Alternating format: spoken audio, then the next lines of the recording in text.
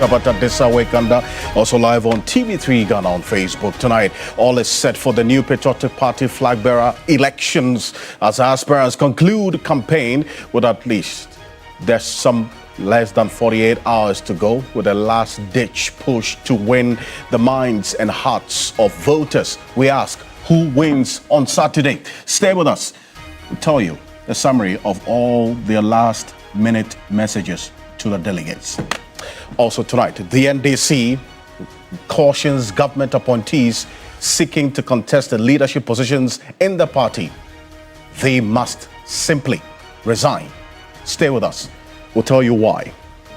Also tonight, special prosecutor alleges sponsored plots by persons under investigation, doing all in their power to have his office scrapped. Stay with us. We have this, plus the reaction of the banking sector to the policy rate reduction. As always, you're an integral part of the conversation. Let's hear from you. The hashtag we're using is Ghana Tonight on Facebook and on X. Let's get the conversation going.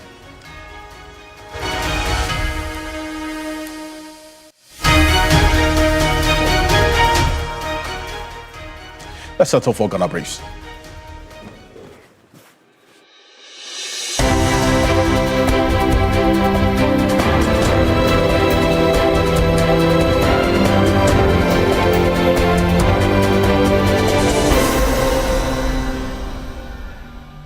The special prosecutor, Kisi Agyepong, is aligning a smear campaign engineered by persons under investigation with the aim of ensuring that the office is scrapped.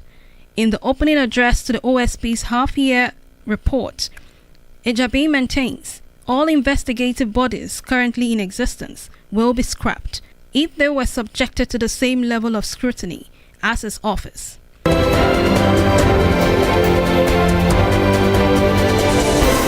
The National Democratic Congress has directed all government appointees who have interest in contesting for a party office to resign at least 6 months to any of the party's internal elections. The governing party says this move is targeted at ending greed and giving equal chances to deserving members. Chairpersons and members of the boards are excluded from this directive. Any person seeking to contest for a party position who currently holds an office to which he or she was appointed by the president or government must resign from that office at least 6 clear months before filing nomination forms. The affected officers include ministers and deputy ministers. B. Chief executive officers, managing directors, their deputies, or analogous officers.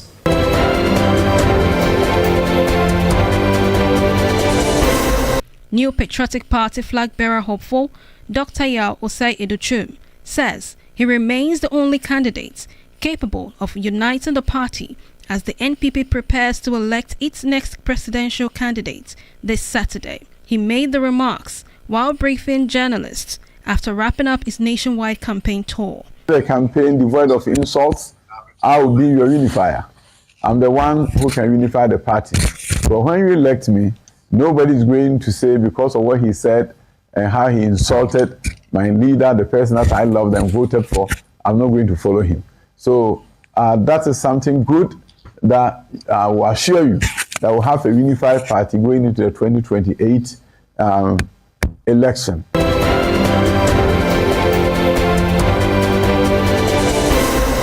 The Vice President, Professor Nana Jane Okpoko-Agyeman, has encouraged security and foreign affairs ministers at a high-level consultative conference in Accra to ensure coordination, foresight, and timely sharing of information to effectively deal with terrorism, cybercrime, violent extremism, and unemployment that threaten security in the sub-region. The President believes that a shared understanding of the challenges ahead is urgent, and that the political and technical dimensions of our response must be addressed together.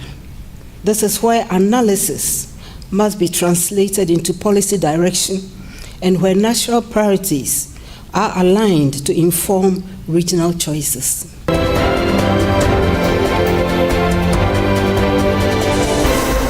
The University Teachers Association of Ghana, University for Development Studies branch, is the latest to align itself to calls by teachers' unions demanding the removal of the Director General and the Deputy Director General of the Ghana Tertiary Education Commission, GTEC. According to UTAG UDS, in a statement, it has carefully reviewed and fully endorsed the stance by the UTAG UG, UTAG KNUST, UTAG UCC branches, duly sanctioned by the National Executive Council, calling for the resignation of the 2 GTEC officials. It also asked all UTAG branches, staff unions, students, and civil society organizations to remain vigilant, united, and resolute in the defense of public universities and democratic governance.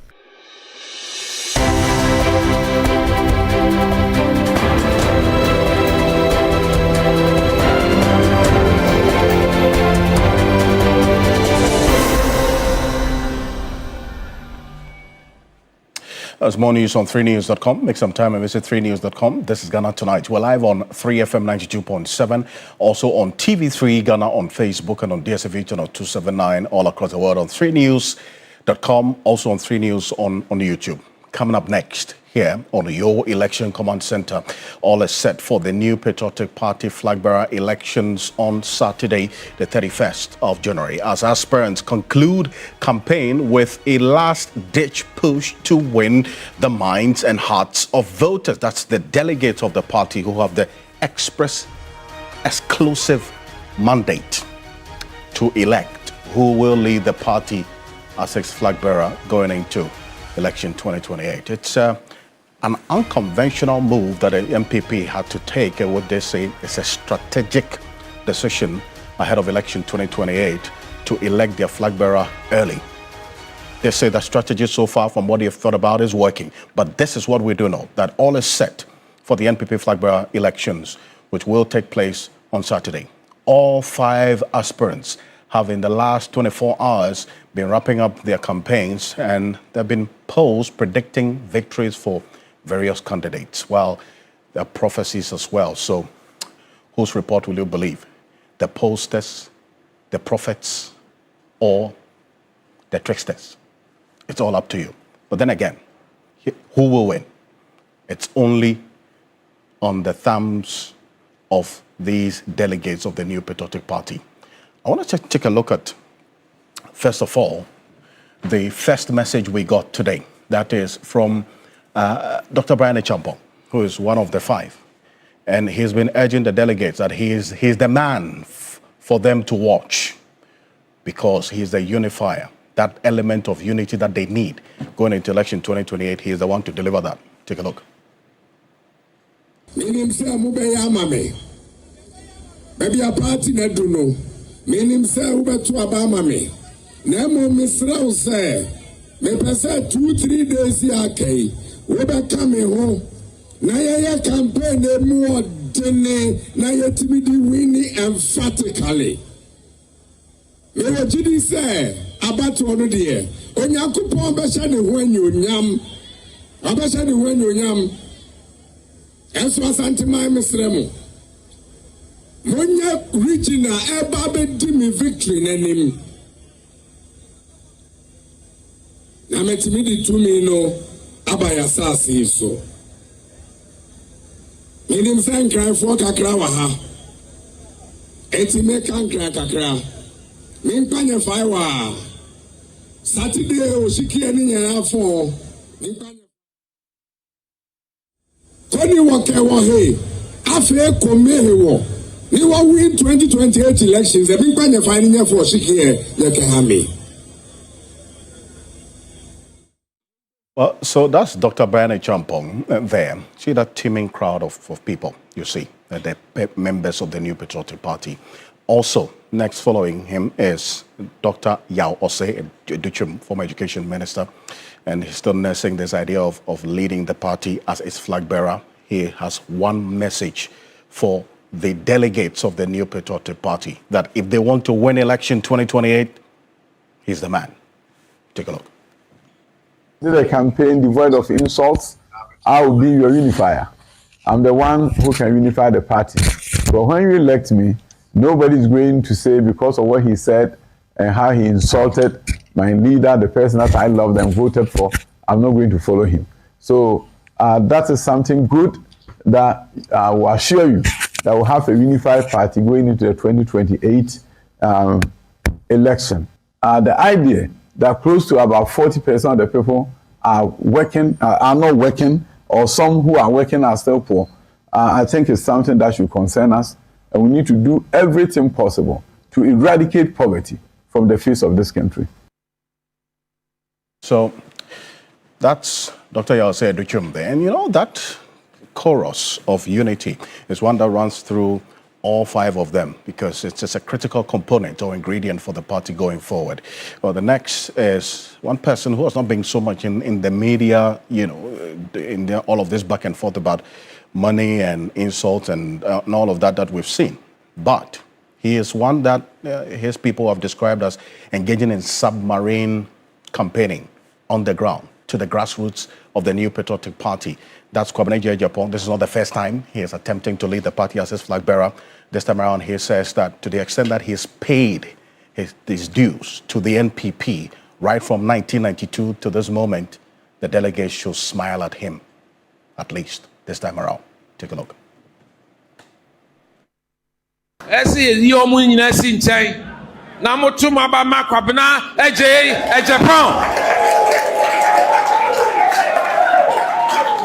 Semu pe enkabo mu a me nyama no keke na medeka me supportu Safuadu enso so me kodi Professor Duboahin echi me tu me hu si ho ma no 92 me supportu Akufuado 98 enso me ye adwumaden ema President Kufuor 2023 me kani badu no ho enso manya no me tu me hu si ho eye adwuma ema Bawumia ne party no.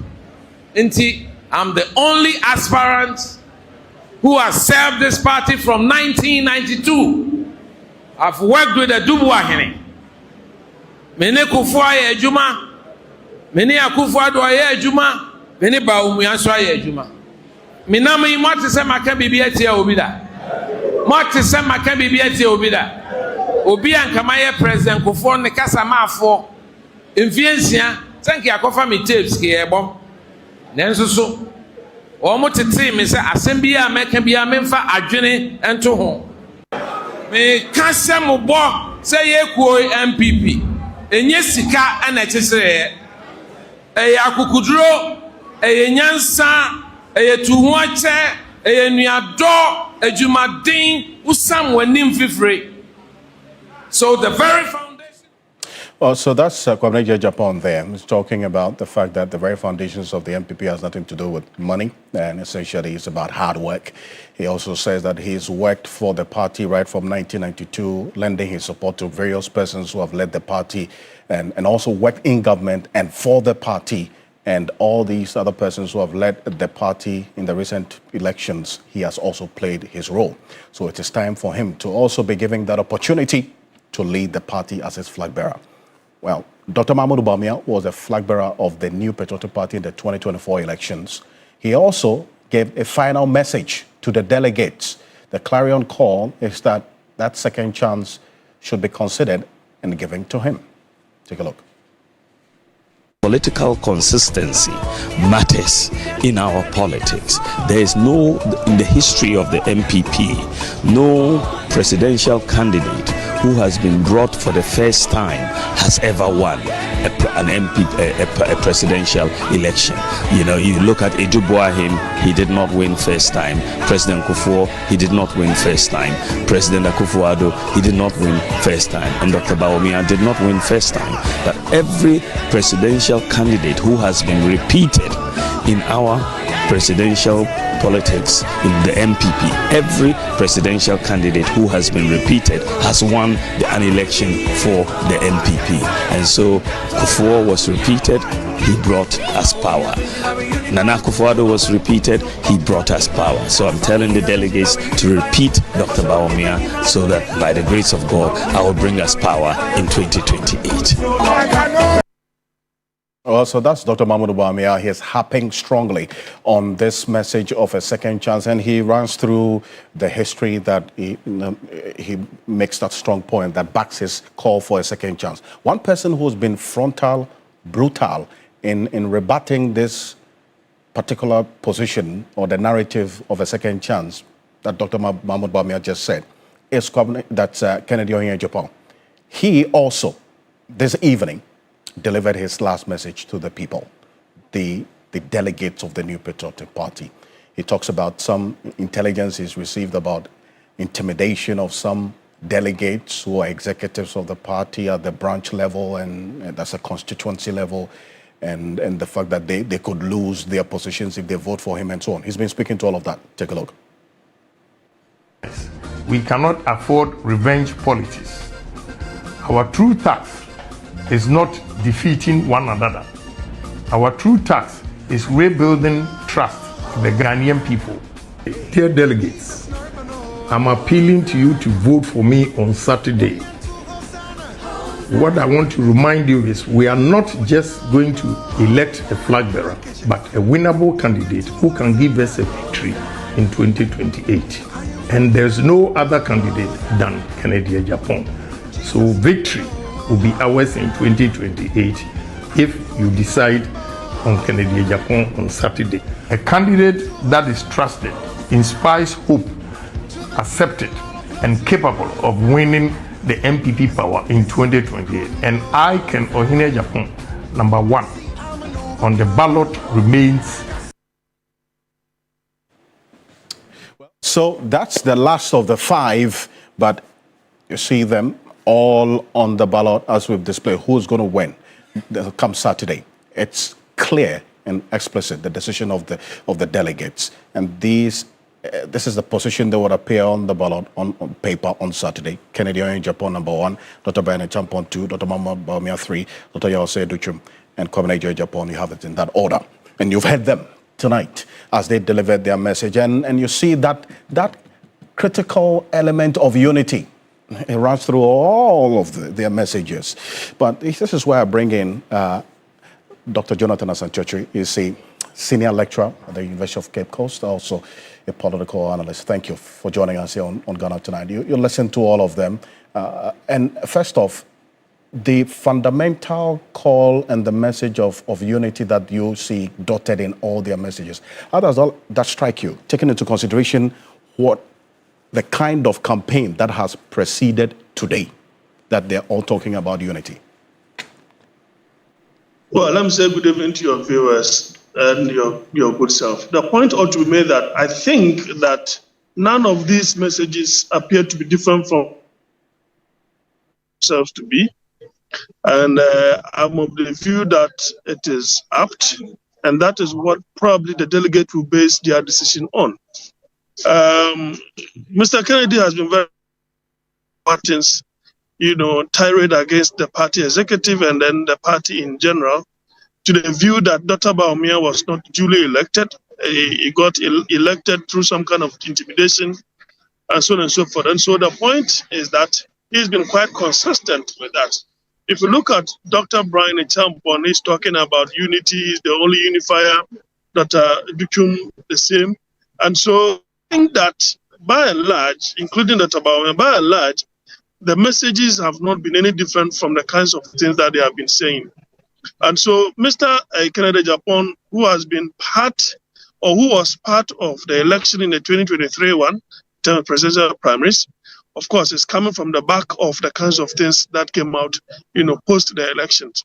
And so he just wants to insist on that and let his followers and those who have not yet joined bear in mind that he was not.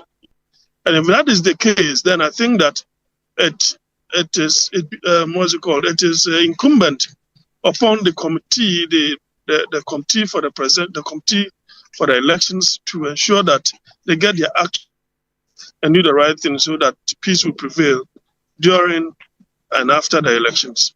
Everybody hopes that, we just have to hope and pray that the in place will not unduly, some of the candidates from an architectural, perspective. That is, if you look at the architecture or the organogram of the demographic we have, right, on the plate or on the table, there is it predisposes, Dr. Bawumia as the ultimate winner. First one is the fact that, look, we are looking at a situation where the majority of those who voted in 2023, are part of those who are going to vote from the party and so on and so forth. And then if you look at those that were brought in after the amendment, and then at the conference, the national conference, is still tilted towards the establishment. So it will have to take some kind of miracle, for them to have that kind of peace, especially when it appears that there is this overwhelming, I wouldn't say overwhelming, but where the machinery that has been put in place, in the favor of rest, will appreciate the fact that, well, in the interest of the party, we have signed a peace pact, and so better luck next. The future docility of those who may be defeated along the line, because there are people who will definitely be sidelined in the national level, at the regional level. They will be squeezed out of their own place. They will ensure that they do not win because they will want to get puppets of. And so if that happens, then I wouldn't expect any kind of unity in reality. I wouldn't expect any kind of reality. Unless after the presidential primaries, we see a situation where there wouldn't be manipulation, from the national to the regional. But the point ought to be made that those who are hedging, those who have demonstrated their support for the Bawumia and so on and so forth, definitely once they are contesting, you do not machinery. Right. If he should be the one to win, to sit idle, they will want to keep everybody in line to ensure that they have the yes man. On that particular point, and Dr. Sermon, on that particular point about, some suspicions, speculations, and happenings prior to today and ahead of Saturday, Kennedy Agyapong has been referencing what he says is some intimidation of some delegates of a particular category. I want us to take a listen to him and what the party can do, or must they necessarily respond ahead of Saturday. Take a look. I'm aware that some of you delegates have been told that if you vote for me, you will be removed from the delegates album or punished afterwards. I bet you it can never happen. Trust me and believe me that all of you will be protected the D-Day. The delegate album is not a weapon. It is a constitutional record of party service. It must never be used to intimidate loyal members of this party. I do not believe in fear. I do not believe in revenge politics. I will not tolerate any attempt to shrink the party by threatening its grassroots. Be rest assured of this. The MPP. So that's Kennedy Agyapong on this concern that he has raised. And what should be the response or the posturing of the party ahead of Saturday? Because this is a relatively critical one, is it not?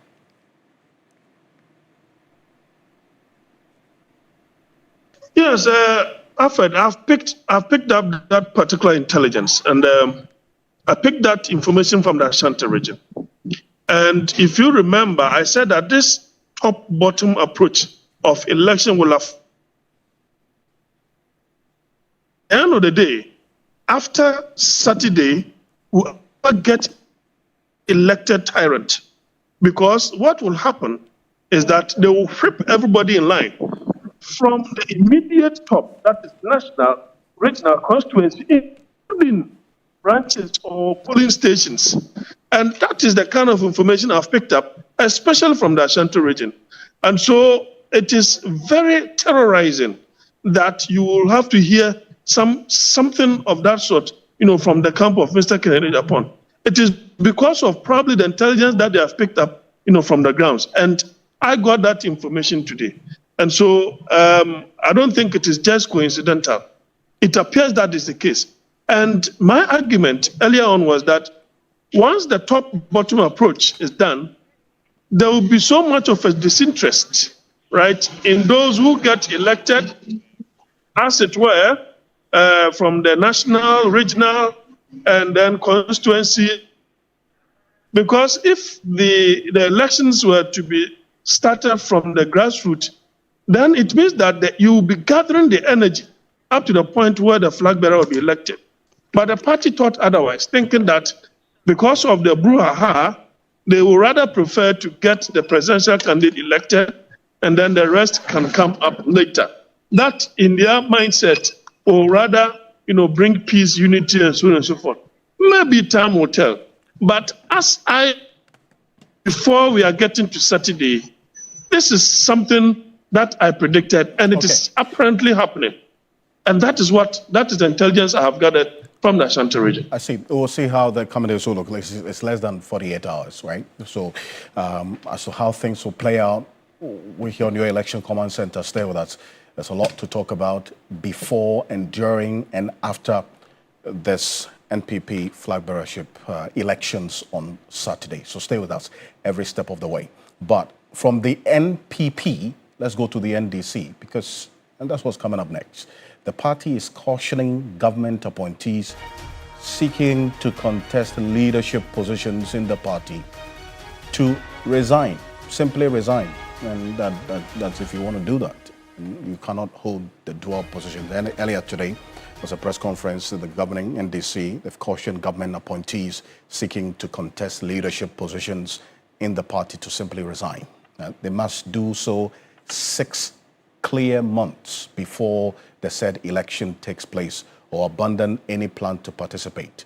Now, this part the party believes is necessary to ensure that government, in fact, that's government work and mandate, is not affected, and that appointees can also fully focus on the work at hand. Fifi Kwete is General Secretary of the party. He addressed the press conference earlier today. Take a look. If any of us drop dead today, NDC has got so many more people who can hold our position and do an excellent job, if not even better job. So we must have the same principle at all. I think it's simply an issue of rather reducing the level of glitch. You understand? You're long, one man with what's the problem? What's the problem? And so if you want to work for the party, you leave your position in government. Yes, come and contest and win. Then we know you are fully dedicated. But this situation where you are trying to be one leg here, one leg no, you are the one. So it's the same kind of principle. God forbid, if any of us drop dead today, NDC has got so many more people who can hold our position and do an excellent job, if not even better job.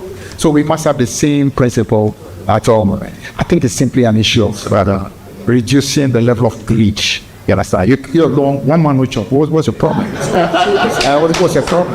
And so if you want to work for the party, you leave your position in government. Yes, come and contest and win. Then we know you are fully dedicated.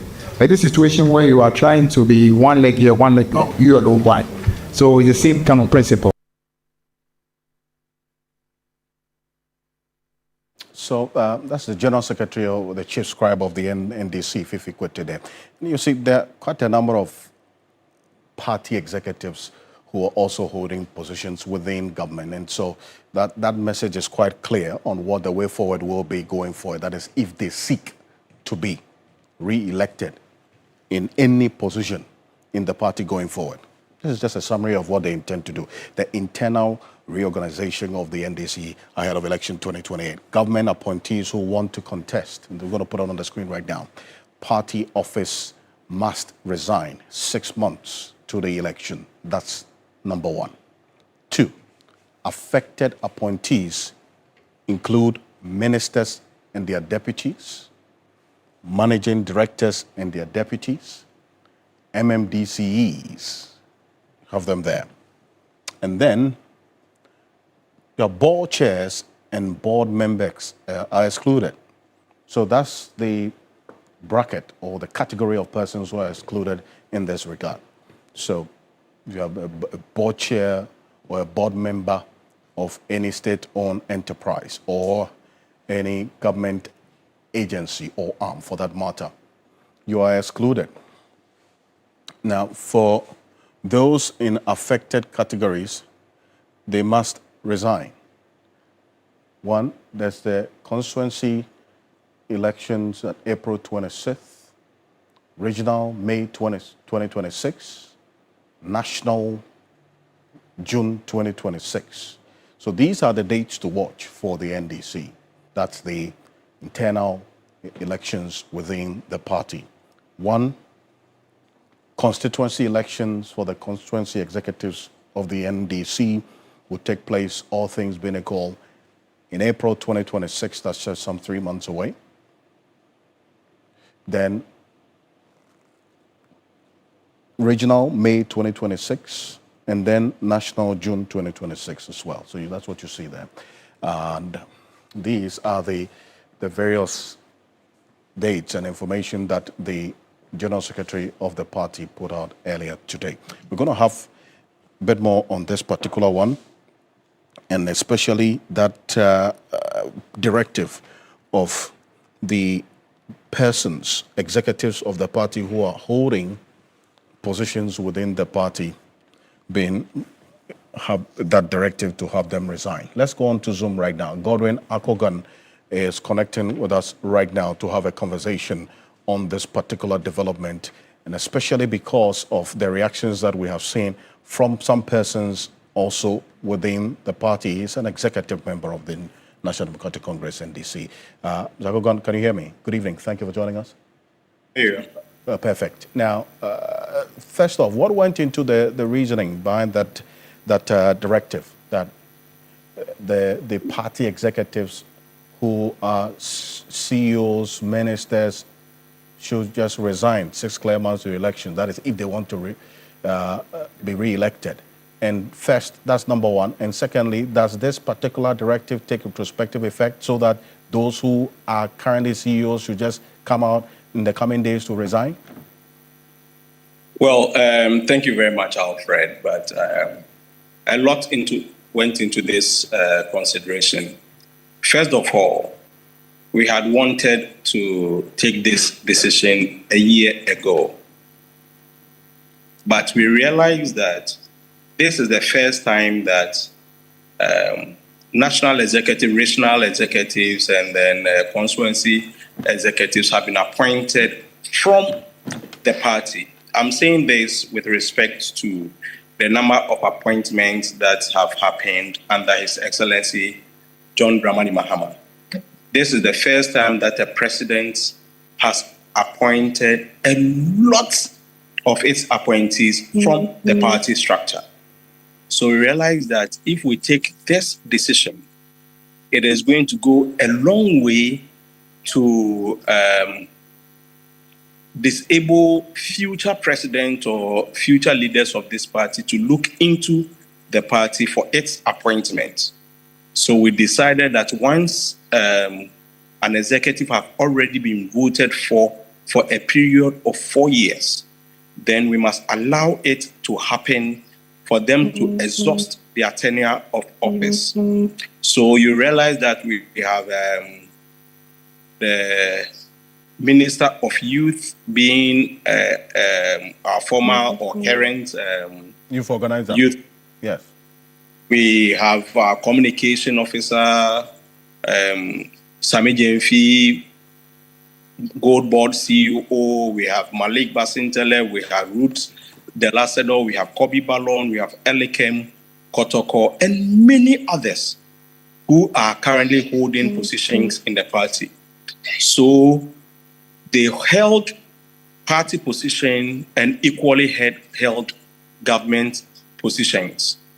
But going into a fresh elections, we have decided that it's either you are in government or you are in a party position, because the party is endowed with a lot of resources. I mean, human resources. So if by the kind grace of God, the level of success that the government have achieved, we can only say that it is because of the hard work of these chief executives.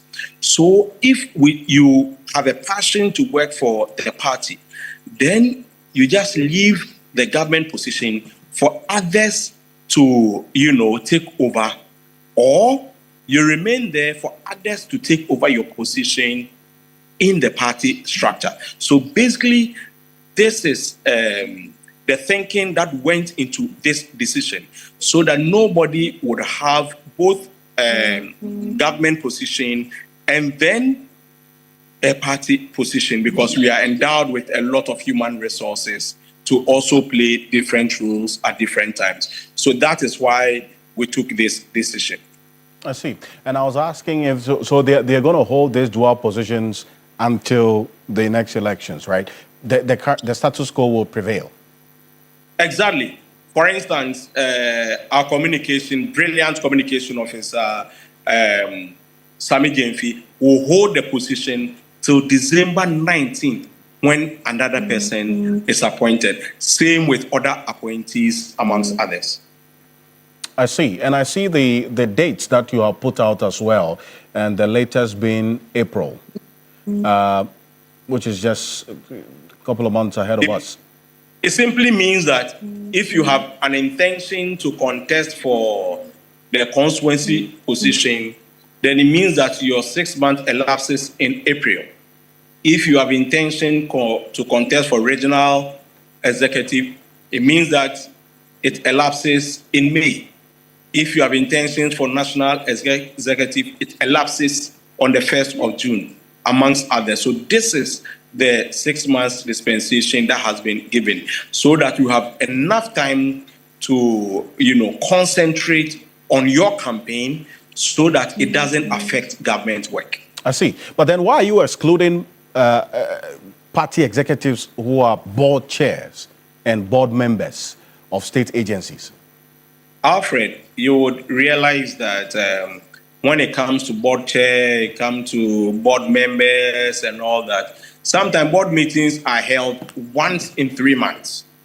So you are not part of the day-to-day activities of the organization. You are just a board chairman, and then you approve decisions and all that. You are not running the office and all that. So you have enough time to do party work. And that was the consideration that went into it. I see, and I asked this because right after this, there was that correlation as to whether it's because the party chairman is a board chair of a state agency? Exactly. So sometimes the whole 3 months, he may go to, or would have a meeting with his board for just once or maximum twice in 3 months. So the chief executive of for instance, the example that I gave, the chief executive of GAPUA, which is our national chairman, may go for board meetings just once in 3 months. But the chief executive and others will be running the day-to-day activities of the organization. So it doesn't affect party work at all. That is why the exemption was given. I see. Thank you very much for joining us, Deputy National Communications Officer Godwin Akogan there. Thank you. Thank you for connecting with us here on Ghana Tonight. But this clear directive has also a few more on it. We're going to put on the screen right now, because there's also that additional information that was put out earlier today by the General Secretary of the party regarding some specific positions. And this is it. Good, and it reads, the February 10 to March 30, the registration of new members, and they're going to update the register of the NDC. So from July 10 to the end of that month, the validation and election of branch executives, October 24 to 25th, constituency elections. Then you also have the national elections as well. That's what you hear Godwin Akogan talk about, December 19th. So that's the date to watch as well in that regard. Now, you have the full complement of this on 3news.com. Make some time and visit 3news.com. And coming up next on Ghana Tonight, Special Prosecutor Kisi Agyapong alleges sponsored plot by persons under investigation doing all in their power to have his office scrapped.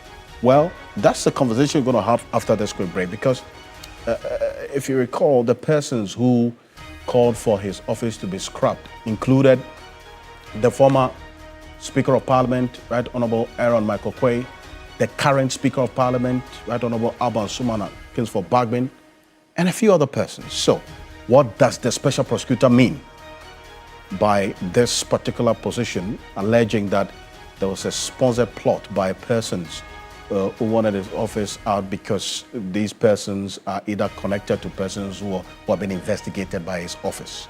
Stay with us. We'll be back shortly.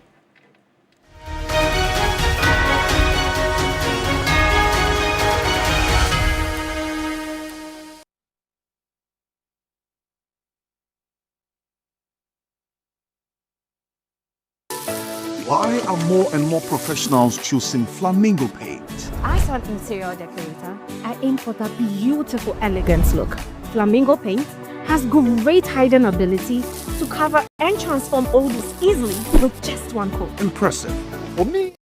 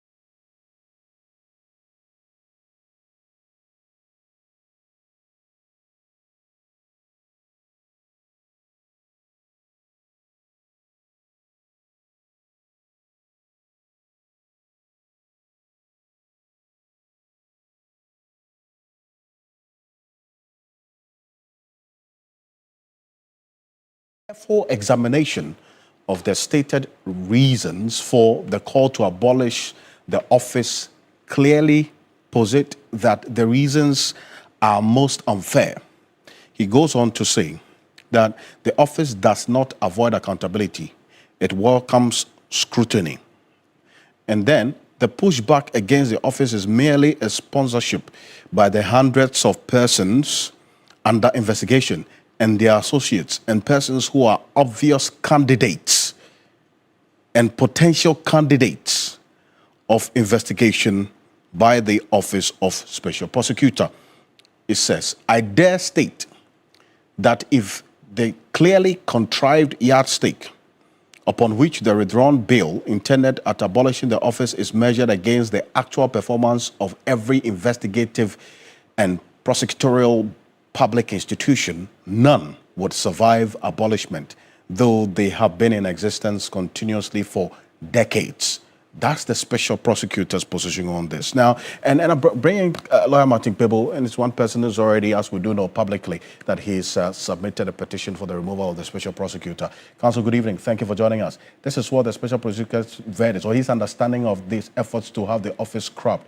He said that it's sponsored by persons who are under investigation or potential individuals who are going to be investigated for acts of corruption by the office. And what's your view on this, especially because some persons who spoke about the existence of the office, the former Speaker of Parliament, Professor Aaron Michael Koye, and the current Speaker of Parliament, that's Right Honourable Alban Suman Agbabin as well?